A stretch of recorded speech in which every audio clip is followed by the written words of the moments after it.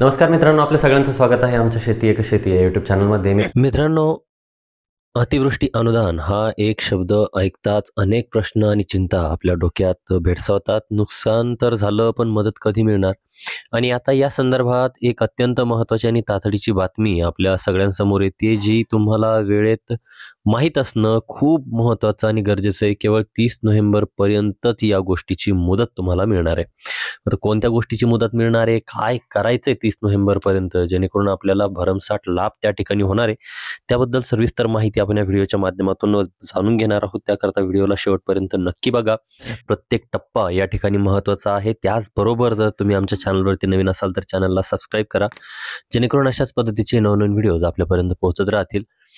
मित्रांनो, प्रशासनाने स्पष्ट आवाहन केलं आहे की अतिवृष्टी अनुदान वाटपासाठी ज्या शेतकऱ्यांची KYC करणं आवश्यक आहे, त्यांनी 30 नोव्हेंबर 2025 पर्यंत आपली जी काही KYC असणार आहे तर ती पूर्ण करून घ्यायची.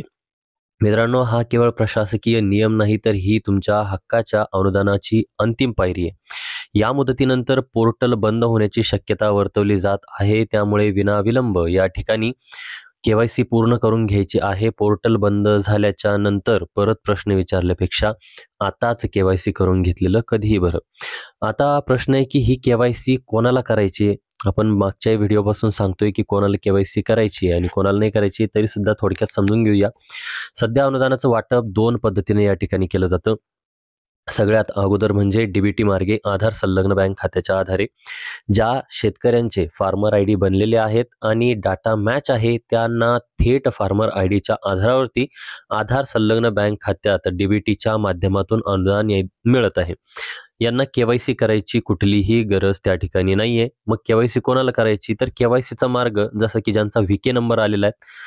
अनेक शेतकरी बांधव आहेत की ज्यांचे सामायिक क्षेत्र आहे, त्यांचा फार्मर ID बनलेला नाहीये, डेटामध्ये काही त्रुटी आहेत किंवा वारसा नोंदी आहेत. अशा शेतकऱ्यांसाठी खास KYC याद्या बनवल्या आहेत. त्यात तुमचं नाव या यादीत असेल तरच तुम्हाला KYC करणं बंधनकारक आहे.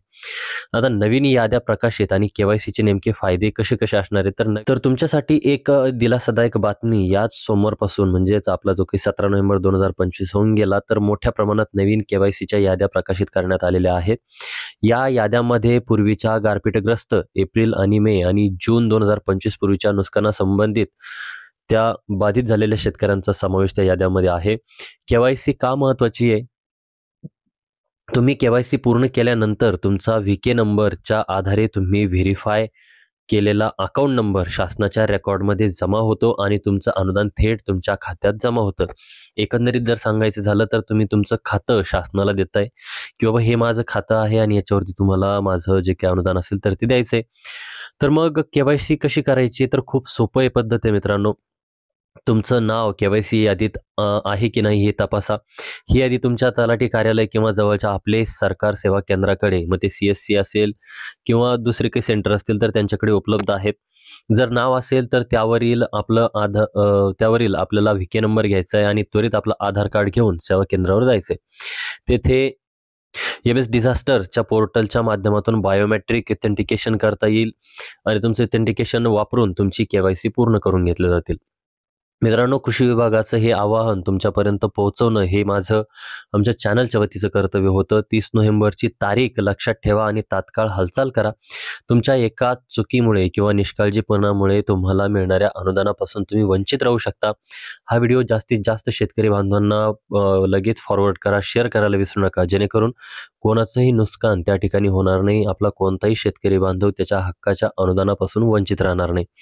शेतकरी मित्रांनो, शेतकऱ्यांसाठी KYC यादी पाहण्यासाठी काही ऑनलाईन लिंक किंवा अधिकृत परिपत्रक उपलब्ध आहे का? हे जर तुम्हाला जाणून घ्यायचं असेल तर आम्हाला कमेंट बॉक्समध्ये कळवायला विसरू नका. त्याचबरोबर व्हिडिओ कसा वाटला आम्हाला कमेंट बॉक्समध्ये कळवा. चॅनलवरती नवीन असाल तर चॅनलला सबस्क्राईब करा, बेल आयकॉनला क्लिक करा, जेणेकरून अशाच पद्धतीचे नवनवीन व्हिडिओज आपल्यापर्यंत पोहोचत राहतील. भेटूया नवीन माहितीसहित नवीन व्हिडिओसहित. तोपर्यंत धन्यवाद मित्रांनो.